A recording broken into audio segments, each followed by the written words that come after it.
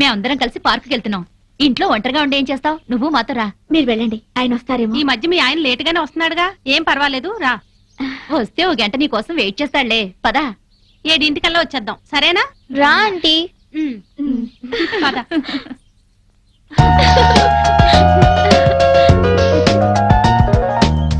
బుల్లి పనసకాయ beauty world ఎంత బాగుందో. నెలకు ఒక్కసారైనా ఇలా రావాలి. మనసు ప్రశాంతంగా ఉంది. అవును, మా ఆయన 6 నెలలుగా అడుగుతున్నాను ఇక్కడికి వెళ్దామని. రేపు రేపు అంటారు, ఆ రేపు ఇంకా రాలేదు. తెగించి ఇలా వచ్చాం కనుకనే కాస్త హాయిగా ఉంది. అవును, నాకు చాలా ప్రశాంతంగా ఉంది. అమ్మా అమ్మా, ఆంటీ వాళ్ళ అంకుల్. అబ్బా, బిజినెస్ సెమినార్ కాదు గాని వాడెవడో నా తలకాయ తినేశాడు. నువ్వింత ఫ్రెష్ గా ఎలా ఉన్నావు? వాడి బ్రెయిన్ నేను తిన్నానుగా. బ్రెయిన్ తిన్నావా? టేస్ట్ బాగుందా? చాలా. అయ్యయ్యో! ప్రియా, నేనున్నాను. ప్రియా, నీకేం భయం లేదు, నేనున్నాను.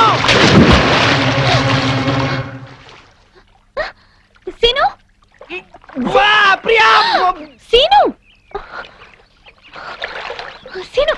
వా, ప్రియా! ప్రియా! అమ్మా, అమ్మా, అమ్మా, అమ్మా. నీకేతొచ్చా? నాకు రాదులే. లాగు, లాగు. అమ్మో, లాగు, లాగేయి. వచ్చేసిందా? దీనే అప్పుడు బైక్ మీద తీసుకెళ్ళింది.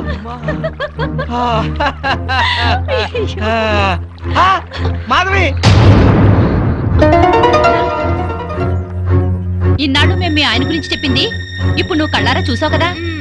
మా ఆయనకి ఏదో పేకాట పిచ్చున్నా ఇలా సవితిపోరు లేదు నాకు. అవును, మా ఆయన కూడా తాగి పడుకుంటాడు కానీ ఇలాంటి వెధవేషాలు వేయడు.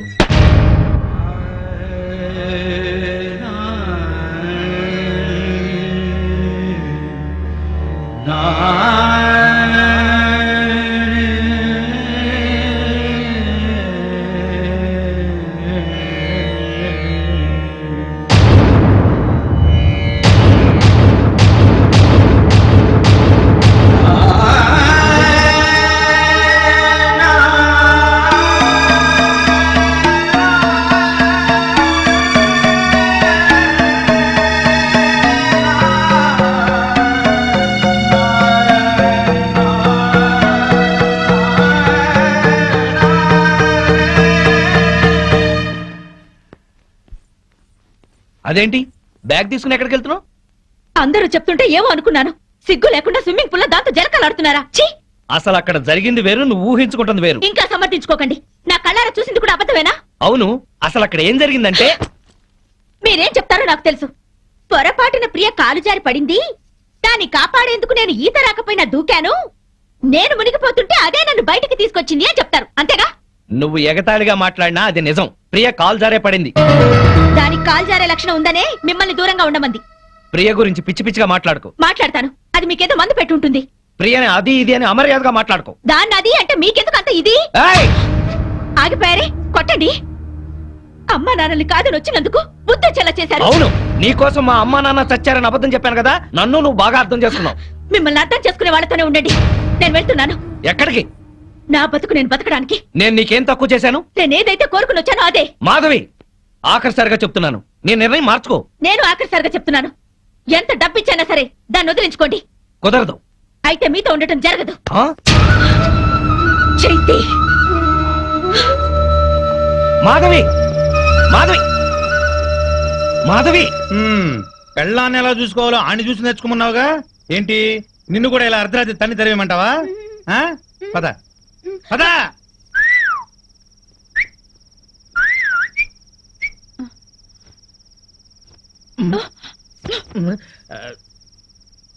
నువ్వేంట్రా?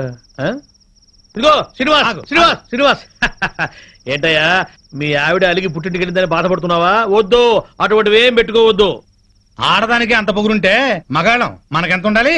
కుర్రాడివి, వయసులో ఉన్నావు, ఆ. పెళ్ళాం లేదనే లోటు లేకుండా ఏదో సాటి మగవాళ్ళంగా మేము సాయం చేస్తాం.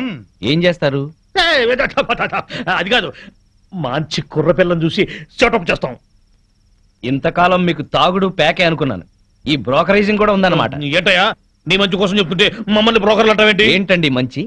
ఇరుగు పొరుగు మొగుడు పెళ్ళాలు ఎవరన్నా కొట్టుకుంటుంటే విడగొట్టడానికి ట్రై చేయకూడదండి, ముడి పెట్టడానికి ట్రై చేయాలి. ఆడదాని పక్కలో 10 నిమిషాలు ఉండటం కాదు, దాని గుండెల్లో జీవితాంతం ఉండాలి. వాడు మొగాడంటే. బావా, మనం పెట్టిన పరీక్షలో ఇతను నెగ్గాడు.